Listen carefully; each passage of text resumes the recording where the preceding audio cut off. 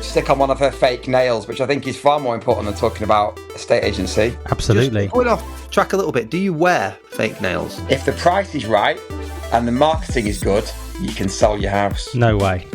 That's Yeah, I think that should be the soundbite at the start of the podcast this week. Mm-hmm.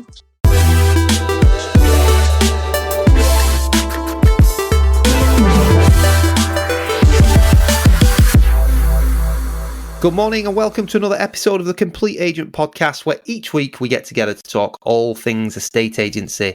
My name is David Warburton, and as always, I am joined by my colleagues in the industry, my friends in the industry, and all-round legends, James Kendall and Ian Storey. Lads, how's your week been? I'm going to go to you, Ian, because you've been out of the country for the last 9 weeks. Have you done any work this year?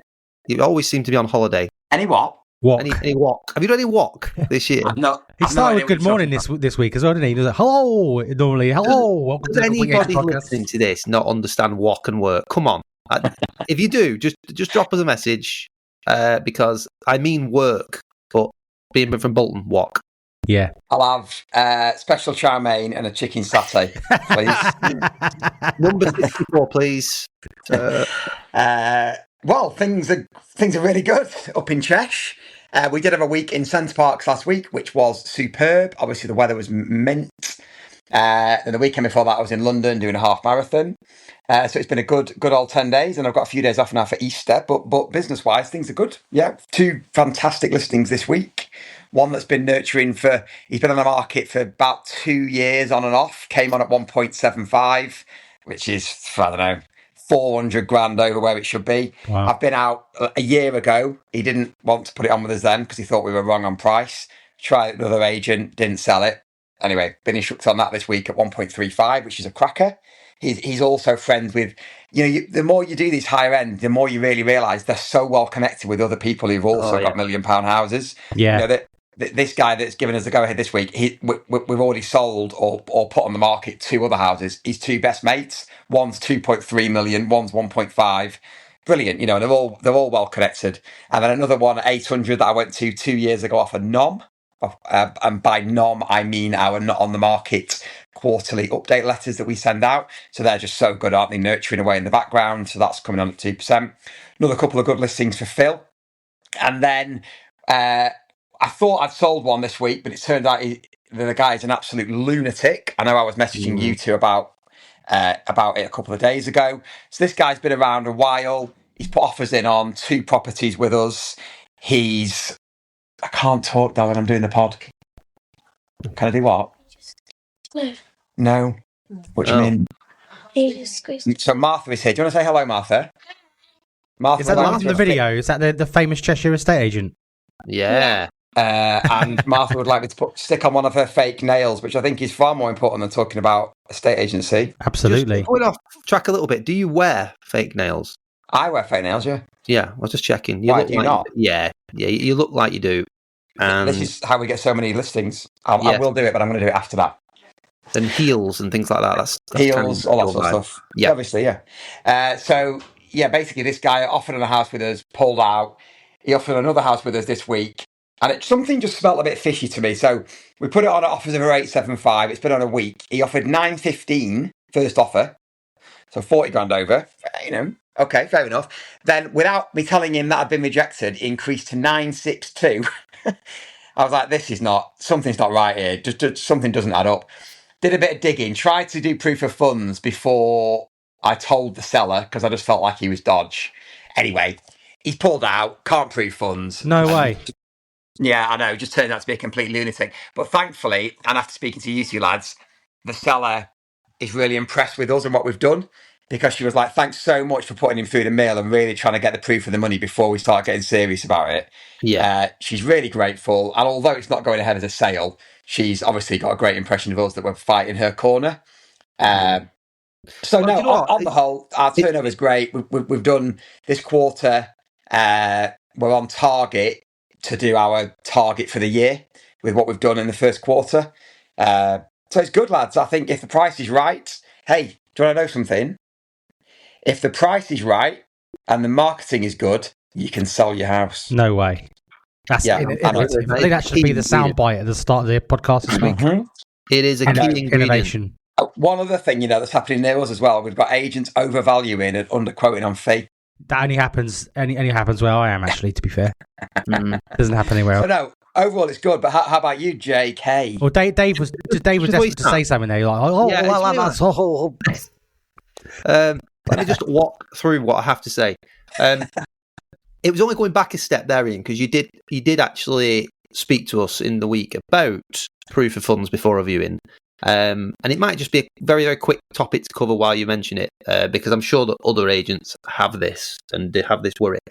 And I found for the higher value stuff, or if you've got a higher profile client, it's better to be a bit more diligent and ask for proof of funds and identification before the viewing. And there's a couple of reasons why.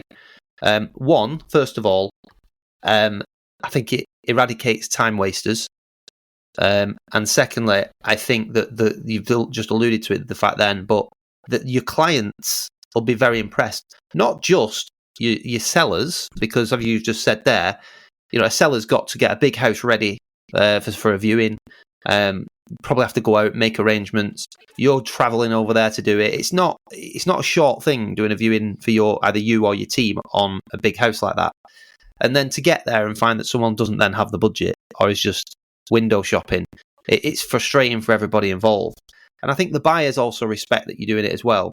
And if they don't, and they start giving you lots of heat, it probably suggests they're not in a position to buy it. So we've had two very recently, one just last week, where they'd inquired about one of our houses. And we'd said, look, with this one, I always find it's tone of voice and what you're saying to the client, really. But we just sort of say, look, on our higher value homes and our more high profile listings, we just have an extra layer of due diligence on behalf of our homeowners.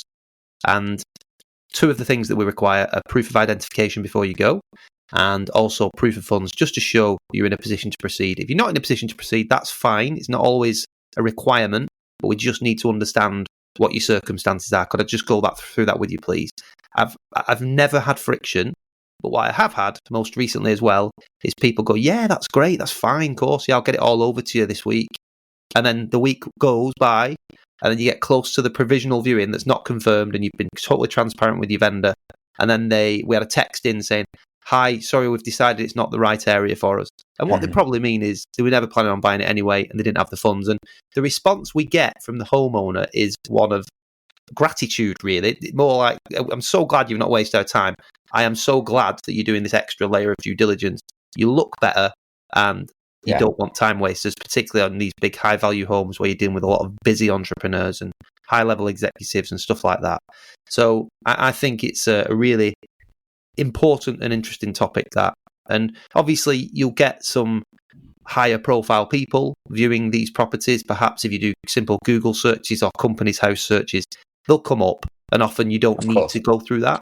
But I think if you've not got that, then I think it's an important step. Why would you want to waste your time, their time, and most importantly of all, your vendor's time? Yeah, we did the same on, you talk about a Google search. We had an inquiry on one that we've got coming on at 3.5 that's not on the market yet, but he saw our reel on Instagram and inquired about it and, asked for a viewing, but then said he wanted to drive past first. Anyway, he's driven past, still wants a viewing.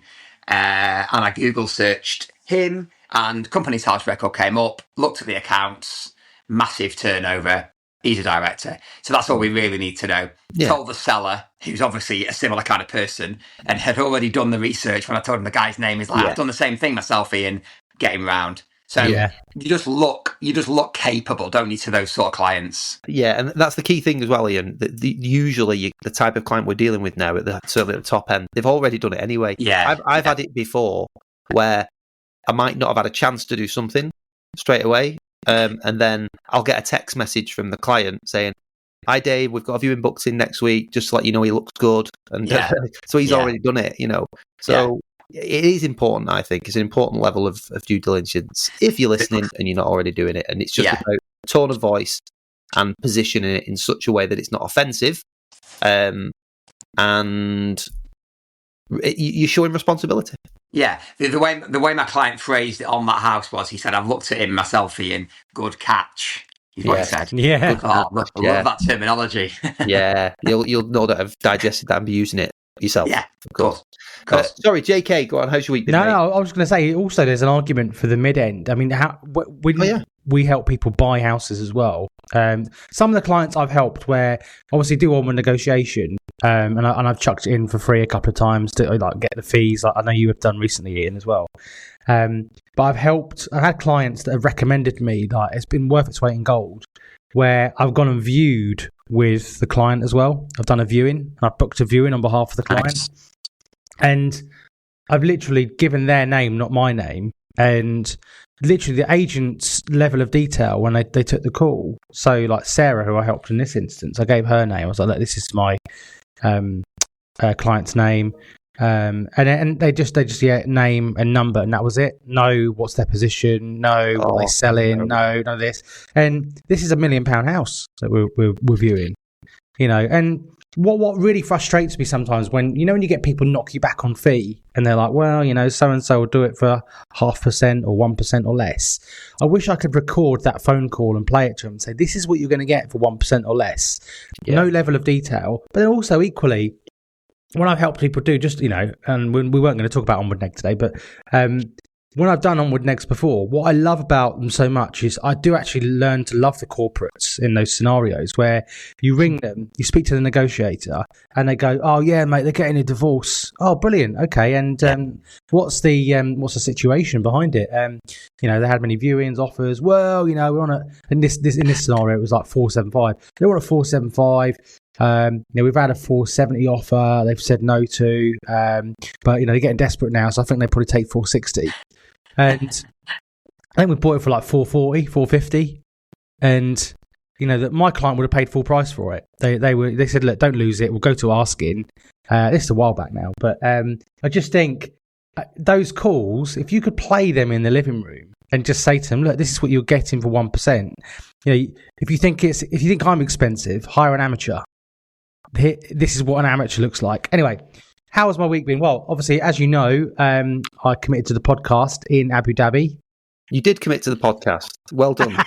Well done. I thought, I listened to that podcast last week. I thought, this is one of the worst podcasts I've ever heard. Yeah. Wasted time. It's weird because we've checked the stats. Yeah. And honestly, best performance one ever, isn't it? Yeah, it's the best. I think it was the intro about a woman kissing an Alsatian. Yeah. The demographics a bit off. We've had some weird fan mail this week. It hooked everybody, and the last time I looked, it had 642,000 downloads. The average episode that contains Ian's story has 104. Yeah, just 104, not 104,000. But yeah, no, week's been good. I mean, obviously, I've been away from the office. Today is my first day back, but obviously, you know what it's like. Me and Storey were just chatting at the start. You're off, but you're never off, are you? You're always doing something. The buzz of the job. That's the buzz of the job, lads. Well, do you know what we said about the other week, didn't we? Like being around the pool. And every time I go away, I'm always negotiating some sort of offer around the pool. Yeah, I bet you're dead loud, though, being a cockney. I bet you walk around the pool with like a Dom Jolly type telephone. You remember? Yeah, I know. Yeah.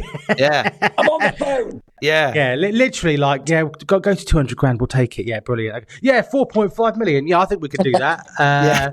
We'll just get David Beckham over and speak to a couple of the other celebs.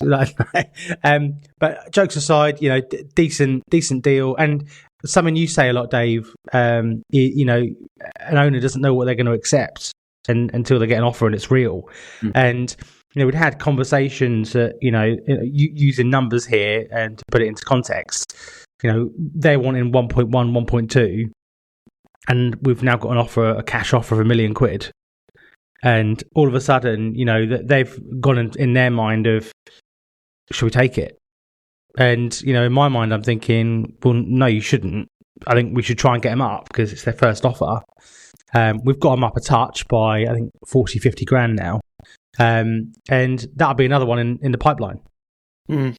And that's 2%, 20 odd grand, job done. Like happy days. And I think I said to you lads as well off air, we haven't had an amazing month this month in terms of units. I said that last week on the pod. But we'll do 6 figures comfortably in single digit sales. you know, in terms of how many units we've done. And you know, if you took me 10 years ago from the past and showed me side by side and said, mate, this is what you're going to do this month for like 8 sales, I'd have laughed at you. But I would. Yeah. But that's the thing, isn't it? You know, you are, and I had this conversation in my barber's yesterday with the barber randomly, is if you think you can, you're right. If you think you can't, you're right as well.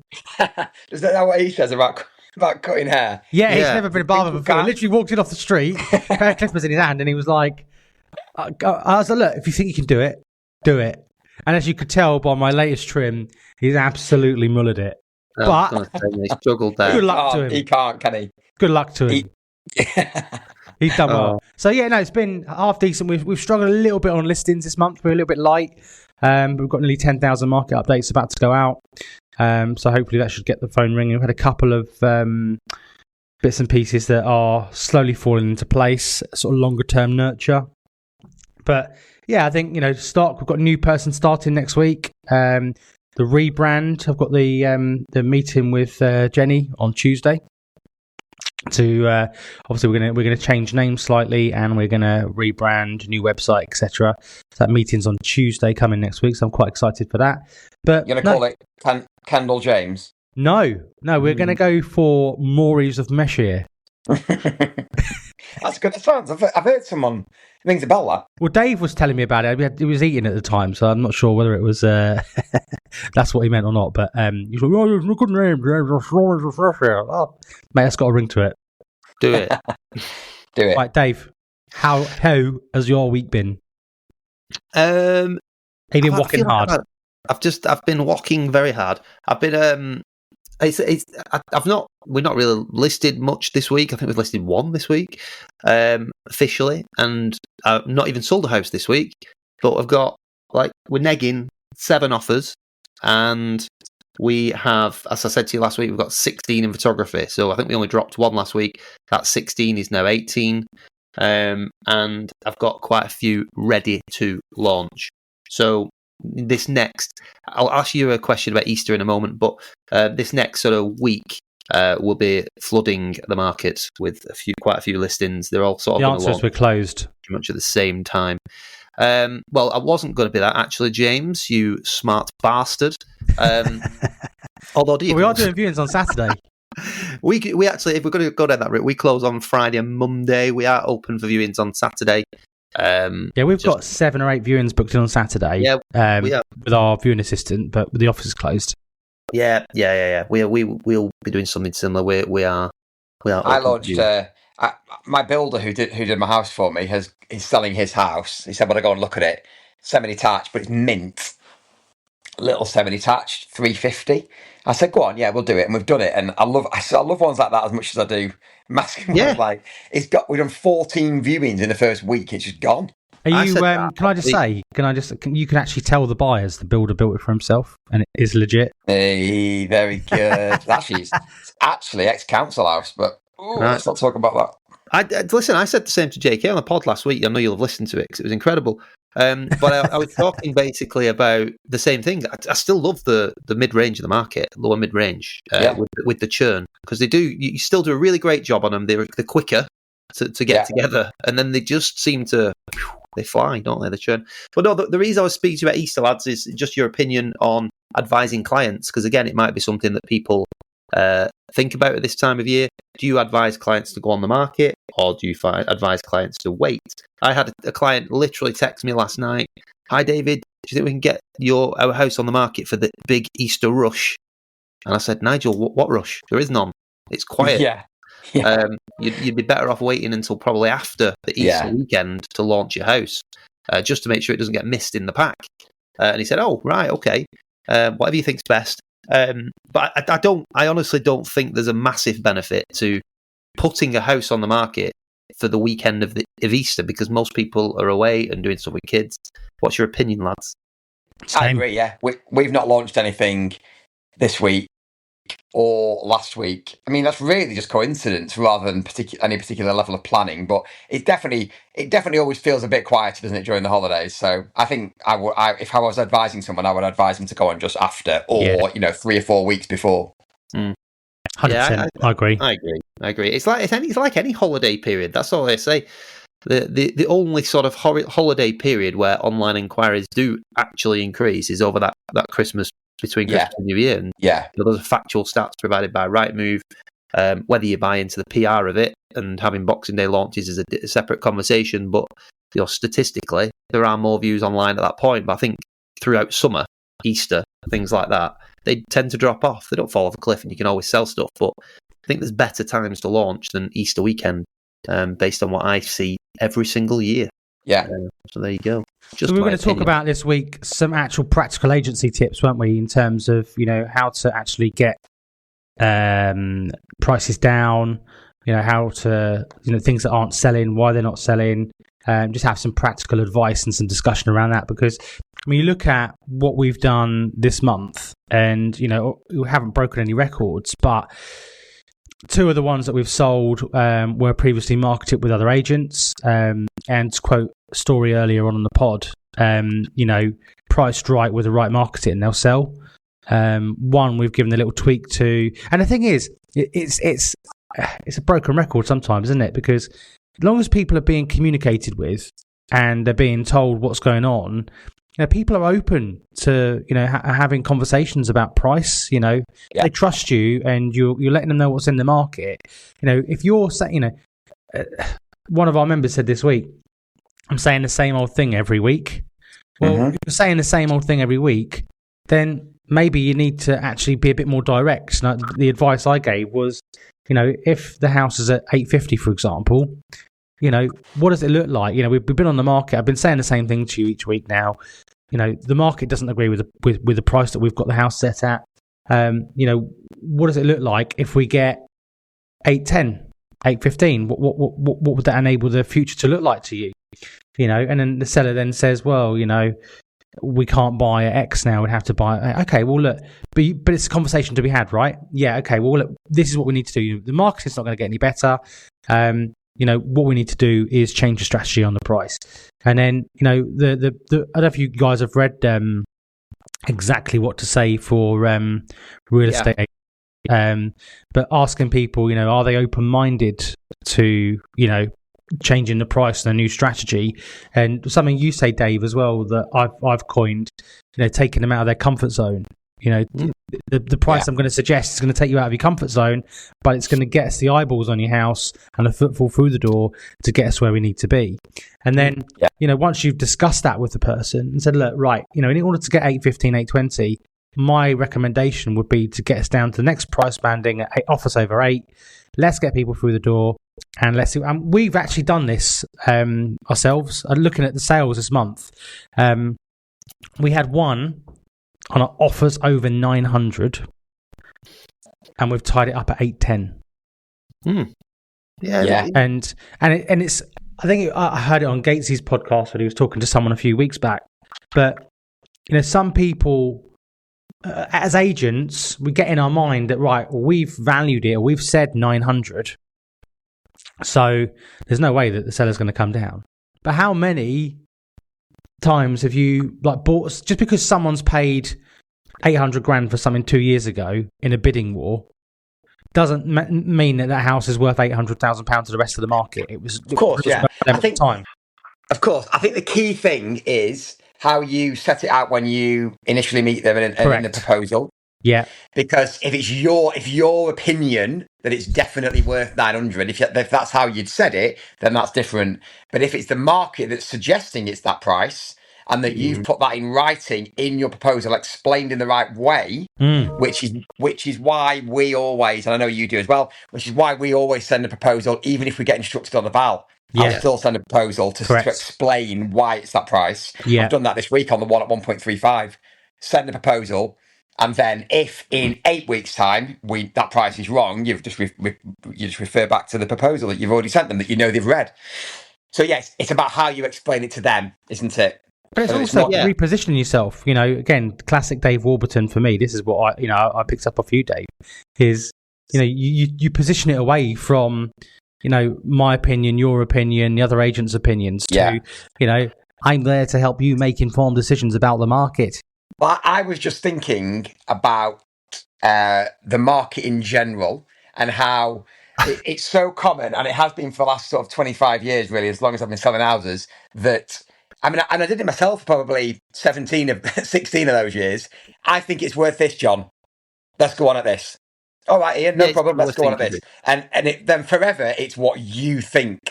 Then that's in the client's head. And it's really, I've changed completely how I do things, really, since meeting you two. You know, you have to use the market data to price the house, and you have to make sure that the client understands that it's the market data. So that starts with the prep work that you take out when you're discussing it with them in the living room. It's followed up by the proposal that you send out.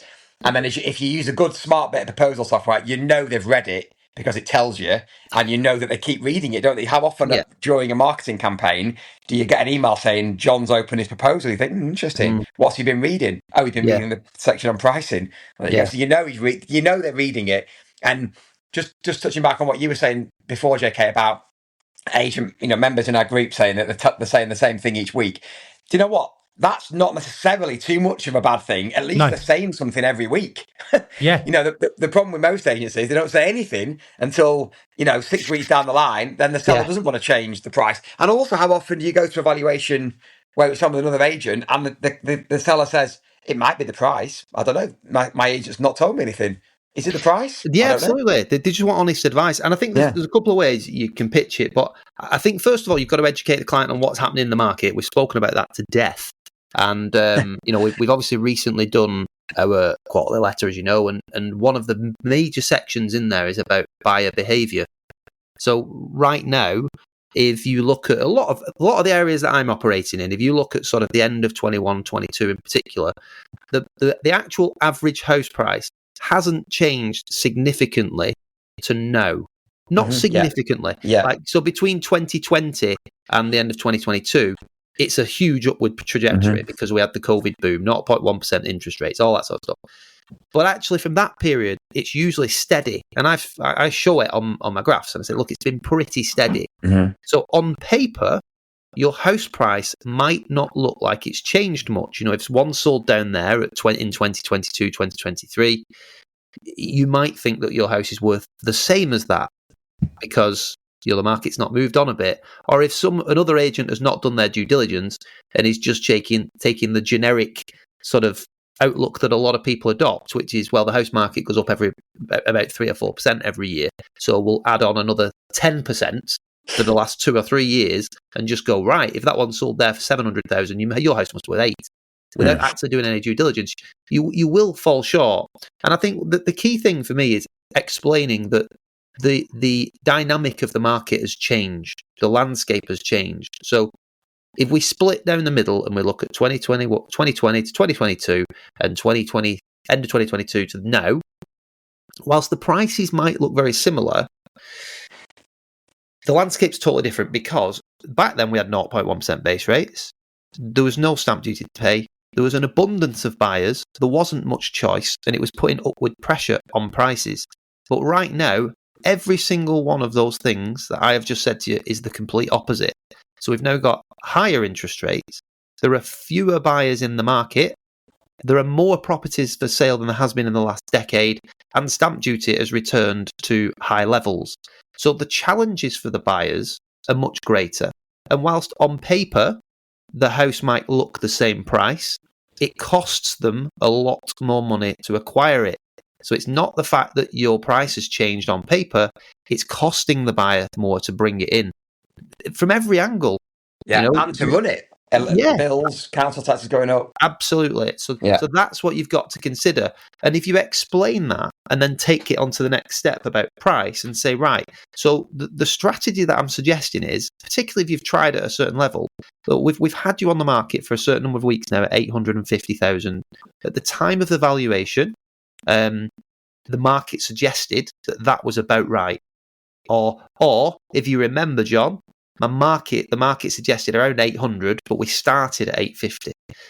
Clearly, we've now got the benefit of experience. So when I came to value your house, we were looking at data in the past.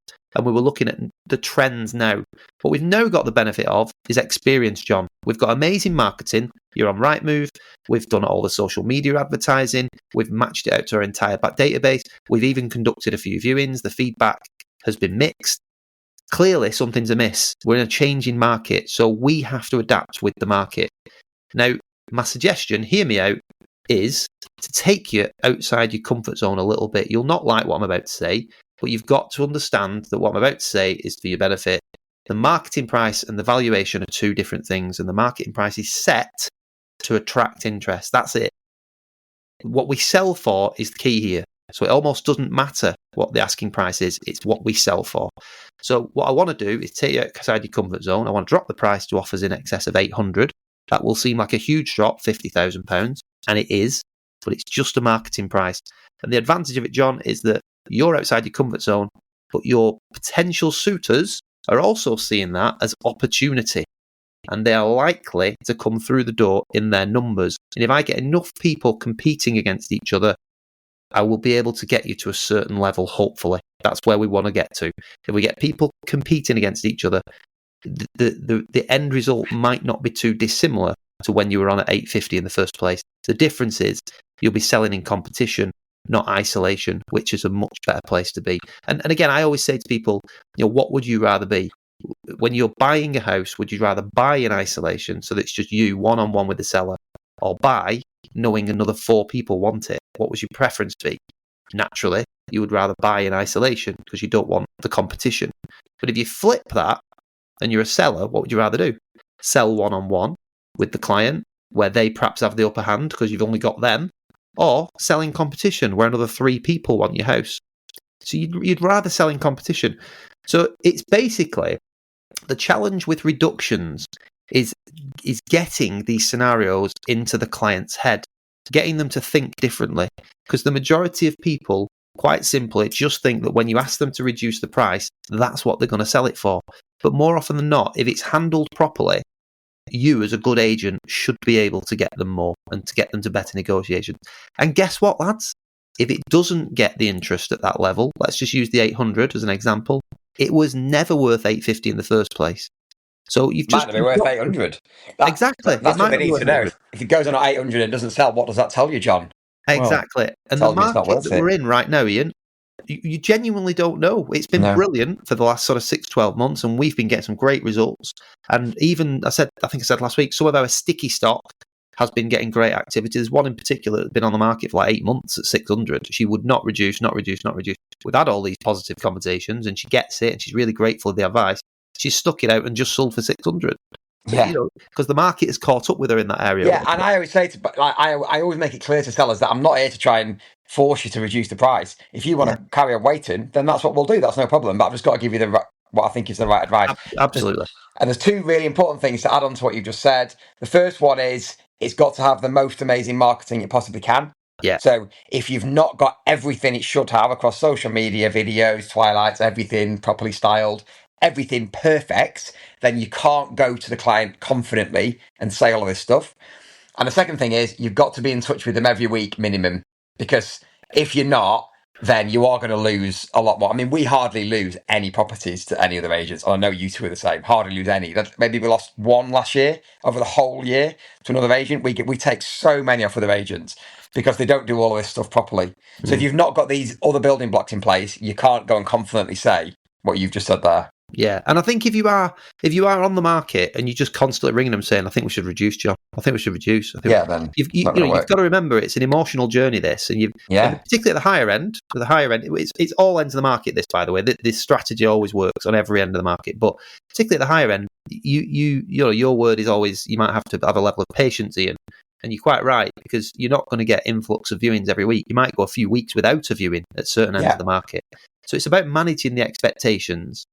And keeping them up to date. And again, I've been, one of the other things that as part of my review of the week is that at the moment we're just having to renege on a few things or really fight to keep sales alive at the top end levels. And I always say to people, to try and get deals over the line, look, it's all about you, this, and your circumstances. And if you're telling me that you can't go lower and you want to stay high and see if the market catches up with you, that's okay. it's your decision. I'm only here to give you all the decisions. But, the marketing can't be any better. It can't be in any more places because we just, we have it everywhere. And ultimately, the market will dictate the value. And right now, if you are on for a length of time and it's not getting the number that you want, it's highly likely that it's the number that's restricting the chances for it to sell. So it's just about positioning the conversation in a way that makes the client understand it's within their best interest. And do you know what? I'd be bold enough just to say, John, honestly, I've seen this so many times. You won't know what you'll take until it's real. I tell people that now, Dave. I tell people that. I say to them, you don't know what offer you're going to accept until you accept it. You don't know what property you're going to buy yet either, in many cases. You've no idea what you're going to buy. You've probably not even seen it. You probably don't even know it exists. Yeah. I've had one this week where we're messing around over $5,000 on a £600,000 house. And I've had to say to the vendor, I'll get you $5,000 off on your onward purchase. Yeah. Just stop worrying about that. We need to, if you lose this client now who is absolutely maxed out, and I know they're maxed out because I've seen all the funding, and they've already borrowed extra. I said, we're back to square one. And bonkers. So the position with his is, I'm happy to do what you want, not a problem. This £5,000 is mega important to you. I'm not here to tell you it's not. It's your finances. But what you've got to consider is, how would you feel if in 3 or 4 months' time you are still here on the market with no buyer, and then you find your perfect house and you can't move because you've not got a buyer? How would you feel? And very quickly, the tune changes. It's a different, more positive conversation about helping them with their onward purchase and getting that extra 5 off and making the deal go ahead. So, it's all about reframing the conversation from reducing the price to realigning the marketing strategy and the pricing strategy. That's all it is. It's a realignment of the pricing strategy. And if we get it right, John, the chances are we'll get you moved, but the market will dictate that. So those are just my tips. I wouldn't overcomplicate it. I think everything that goes around that, so like Ian said there, it's that general marketing mix. Make sure you've done everything amazingly well from day one. Make sure your report when you send it is thorough. Make sure that you speak to them regularly, whether it's through WhatsApp groups, voice notes, whatever it is, regular check-ins. Make sure you're honest, and make sure it's always the market and not your advice. Just on the report as well, Dave, as it's important for you to have it in writing as well, what you've discussed. If you've said we're at 850, the market suggests 850, but we have to, maybe monitor as things change, or, you've got a really good thing that you gave to me as part of the proposal that I've now used in mine. The wording is spot on. So whenever it comes back to it, it's never me versus them. It's never, my opinion versus the 3 other agents' opinion. It's me and the home seller versus the market. Absolutely. And these are what the market trends are saying. And, if you refer back to the proposal, this is what the market said. And, we'll have to, as per the wording in the contract, we'd said we'd monitor as things change. It's not a case of I got it wrong. It's a case of we made sense of the data. This is where it is. We pitched it at this. And, like you said, Dave, we've got the benefit of experience.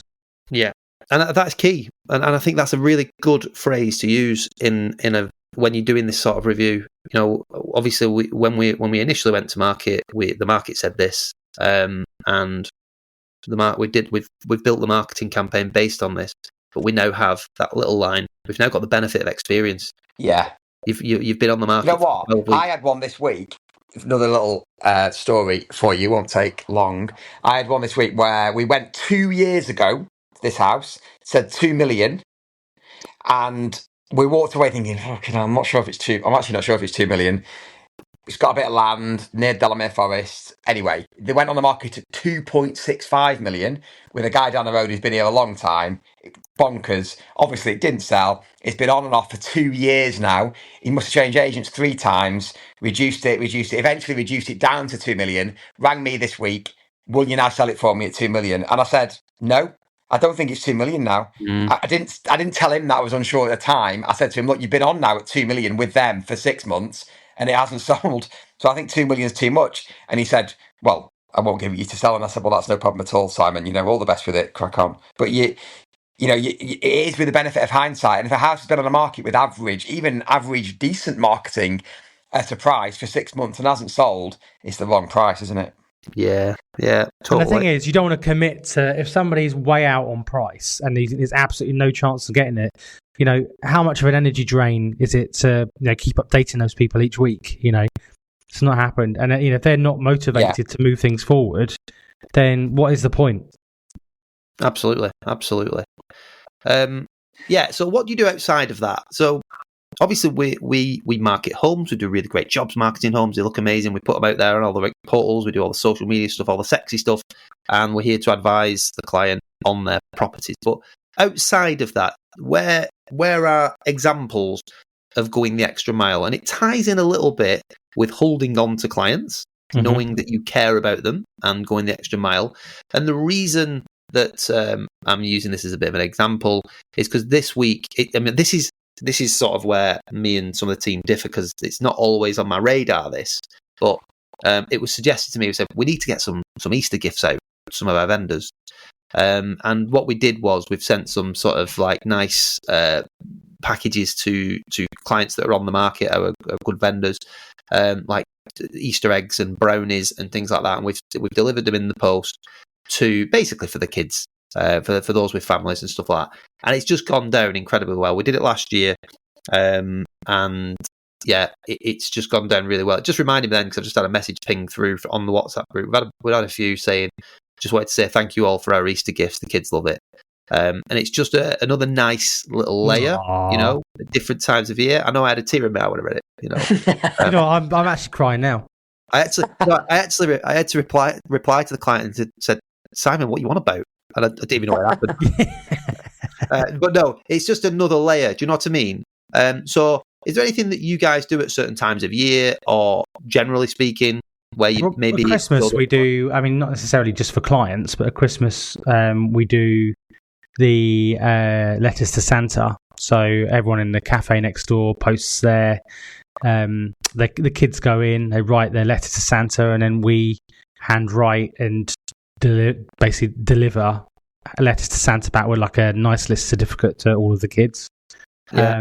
Does that count? Is that kind of the thing you're after? Yeah, I do. I think it's great. I think themed time of year, but I also think sometimes there's it's like we had a little. This is really easy, but it might seem obvious, but I don't think everybody would do it. So we've got a client at the moment that we've got two. Neither of them are techie.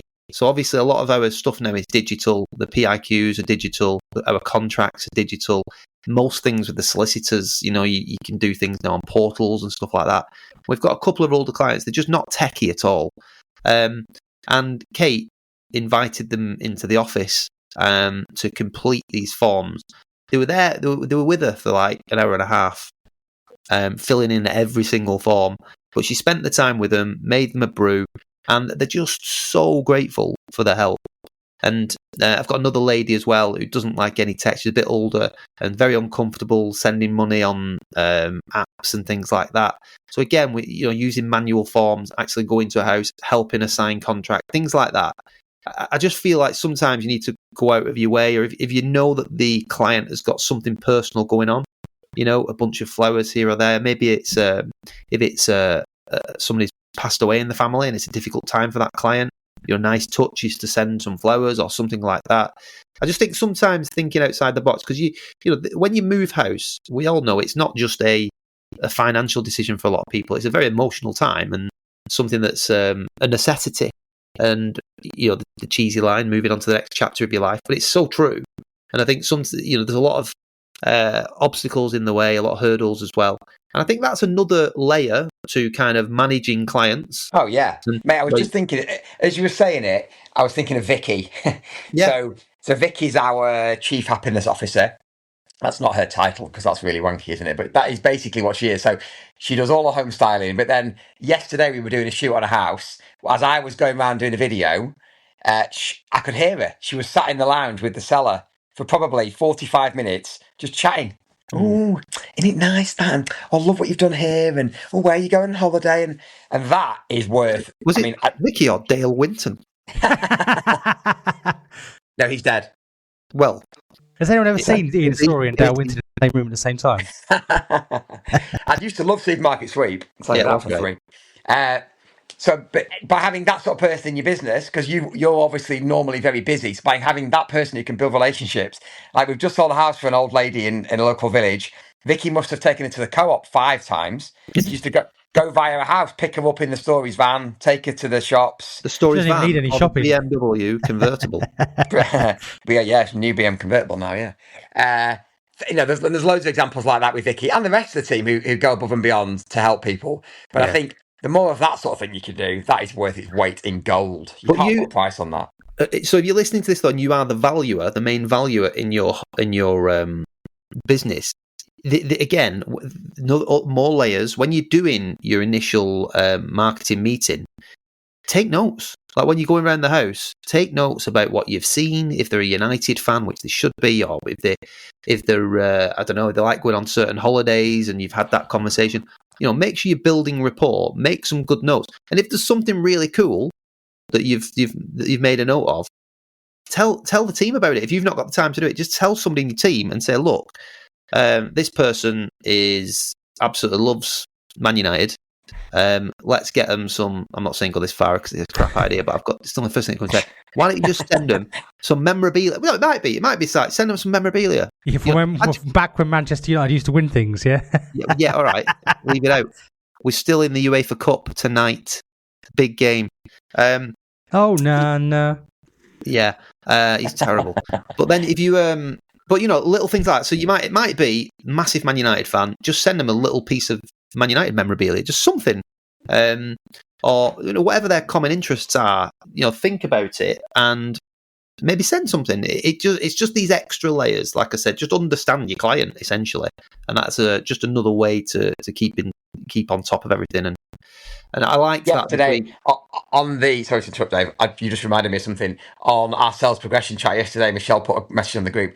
Can you just send a congratulations on a new baby card to whatever they're called, or buying property offers, things like that? They just will not get that from anyone else. No. And to be quite frank, they wouldn't get it from the three of us if we're just on the front end. So you kind of need to make sure it happens. Yeah, culture thing. You need to have somebody you can say that again. The culture thing in your team, massively. Yeah. Like I don't even ask them to do it now. They just do it. I just see them pinging up, send this card to them, do this for them. It's brilliant. Yeah. Before we wrap up, then I think we just need to give Dave a big congratulations on his new office on Facebook. Yes, the new branding looks amazing as well. Looks really good for Relocate. Yeah, cheers, mate. Thank you. It's been coming. And yesterday I was at the office, just the new having office. a bit of a measure up. The new office doing a measure up. We don't move till June. Yeah, it's brilliant space. It'll allow us to grow into. We don't move till June, but it's a much bigger office than we have. It gives us room to grow. Been overdue though, isn't it? Let's be honest. Oh yeah, massively. I've been looking for ages. We had a place that I was actually buying that fell through. I missed out on another one that I thought was perfect for us, and not many come up. So I found that one, and it's a really good fit for us, I think. And it's got breakout room for myself, nice little office, and we've got to build a little studio for video content, big open plan space. It's just better, and it'll be a nice feel for the team. So I'm excited about it, mate. Thank you, and the brand, of course, as well. That's been in the making, and our brand designer has done a great job. Brander, that's right, Ian. Yeah. Brand designer has done a really great job with the new branding, so I'm excited to launch. Thanks, lads. Thank you. Cool. Right, seems like a good place to leave it. So we will see you all next week. Thanks for listening, guys. Bye, guys.